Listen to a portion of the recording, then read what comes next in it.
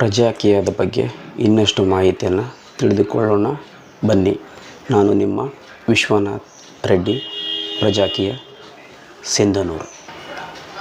ಜಮೀನಿಯ ಜೊತೆ ಮಾತಾಡೋಣ. ಜಮೀನಿ ಹೇಗೆ ಪ್ರಜಾಕೀಯದ ಬಗ್ಗೆ ವಿವರಣೆಯನ್ನು ಕೊಡುತ್ತದೆ ಕೇಳೋಣ. ಹೊಸ ದಾರಿ. ಸಿಂಧನೂರಿನ ಜನರೇ ನಿಜವಾದ ಪ್ರಭುಗಳು. ಮುಖ್ಯ ವಿಷಯ, ಮೇನ್ ಪಾಯಿಂಟ್ಸ್. ನಮಗೆ ರಾಜಕೀಯದ ರಾಜರು ಬೇಡ, ಪ್ರಜೆಗಳ ಪರ ಕೆಲಸ ಮಾಡುವ ಕಾರ್ಮಿಕರು ಬೇಕು.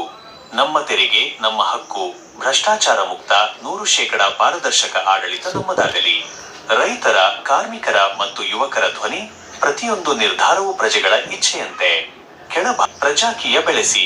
ಉತ್ತಮ ಪ್ರಜಾಕೀಯ ಪಕ್ಷಕ್ಕೆ ನಿಮ್ಮ ಬೆಂಬಲವಿರಲಿ.